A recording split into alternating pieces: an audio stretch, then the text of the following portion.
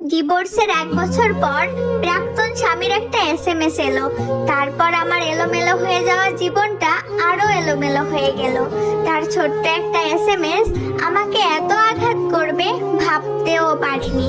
রাত 3টায় সে এসএমএস করলো, তোমাকে ছেড়ে আমি আমার জীবনের সব থেকে বড় ভুল করেছি, পারলে ক্ষমা করে দিও। তার 5 মিনিট পর আরেকটা এসএমএস এলো। তাতে লেখা ছিল, আয়েশা, আমি আমার আম্মার কথায় তোমাকে অনেক ভুল বুঝেছিলাম, তোমাকে ছেড়েছিলাম। এখন হাড়ে হাড়ে টের পাচ্ছি তোমার শূন্যতা। আমি আজ পৃথিবী ছেড়ে চলে যাব। তাই চির বিদায়ের আগে যে মানুষটার সাথে এত বড় অন্যায় করেছি তার কাছেই সব বলে গেলাম। ফোনটা নীরব হয়ে গেল। আমি ঘুমের ঘরে এসএমএস গুলো দেখে চোখটা খুলে ভালো করে পড়লাম। আমি বুঝতে পারছিলাম না কি করব। এই মানুষটাই ডিভোর্সের আগে বলেছিল, তুই আমাকে আর কল বা এসএমএস দিলে মরা মুখ দেখবি। সুন্দর একটা সংসার ছিল আমার। 8 মাসের সংসারে বাচ্চাও পেটে এসেছিল, কিন্তু তারই আঘাতে বাচ্চাটা রাখতে পারিনি। পরনারীতে আসক্ত স্বামীকে সঠিক পথে আনতে গিয়ে অনেক অপবাদ শুনি। শাশুড়ি তখন ছেলের পক্ষেই কথা বলেছিল। এক রাতে পরকীয়ায় বাধা দেওয়ায় আমার পেটে লাথি মারে। 2 মাসের বাচ্চাটাও নষ্ট হয়ে যায়। ব্যথায় 3 দিন ছটফট করার পরে হসপিটালে নিয়ে যাই। আমি বুঝে গিয়েছিলাম এই সংসার আর হবে না। আমি চলে আসি বাপের বাড়ি। তারপরেও অনেকভাবে তাকে খুশি করে তার কাছে ফিরতে চাই, কিন্তু সে এত বেশি ওই নারীর সঙ্গে মিশে গিয়েছিল যে আমাকে আর সহ্যই করতে পারতো না। অনেক কান্নাকাটি করেছি, কিন্তু মন পাইনি। পেলাম ডিভোর্স লেটার। তারপর সে ওই মেয়েকে বিয়ে করে। মেনেই নিলাম আমি সুখ দিতে পারিনি, তাই চলে গেছে। তাহলে এতদিন পর এরকম মেসেজ কেন? সাথে সাথে তার নাম্বারে কল দিলাম। টানা কল হচ্ছিল, কিন্তু রিসিভার হয়নি। বুকের ভেতরটা কেঁপে উঠলো।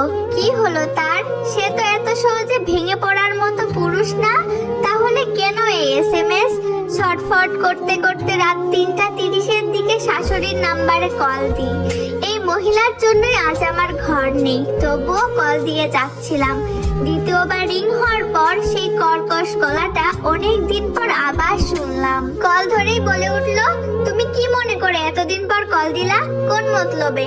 আমি বললাম, আপনার ছেলে কোথায়? উনি বলল, কেন, এখনো কি পিছু ছাড়োনি? ছেলে ভালো আছে তার বউ নিয়ে। আমাকে কল দিছো এত রাতে কোন মতলবে?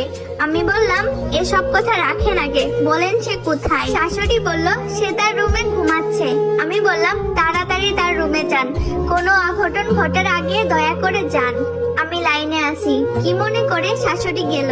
গিয়ে দরজায় অনেক নক করলো, কোনো সাড়া নেই। অনেকবার জোরে জোরে ডাকার পরও কোনো সাড়া নেই। তখন শাশুড়িও ভয় পাই। তখন অনেক রাত, সবাই ঘুমে। ডাকাডাকি শুনে আমার শ্বশুর, দেবর, পাশের বাসার সবাই উঠে যায়। দরজা ভাঙার শব্দ শুনছিলাম। মজবুত দরজাটা ভাঙতে অনেক সময় লেগে যায়। তারপর দরজা খুলে একটা চিৎকারই শুনি আমার শাশুড়ির, বাবারে তুই এটা কি করলি রে বাবা? বুঝতে বাকি রইলো না, সে আর নেই। সকালের আলো ফোটার আগেই তার বাড়ি গেলাম। বাড়ি ভর্তি লোক, পুলিশও এসেছে। নতুন বউ বাপের বাড়ি ছিল, সেও এসেছে।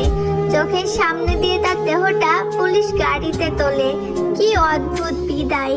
আমি তো এমন মৃত্যু চাইনি, আমি তো তাকে ভালোবেসেছিলাম। এই স্টোরিটা একজন আপুর জীবন থেকে নেওয়া। কথায় আসে না, কাউকে কষ্ট দিয়ে কখনো কেউ সুখে থাকে না। এটাই তার জ্বলন্ত প্রমাণ।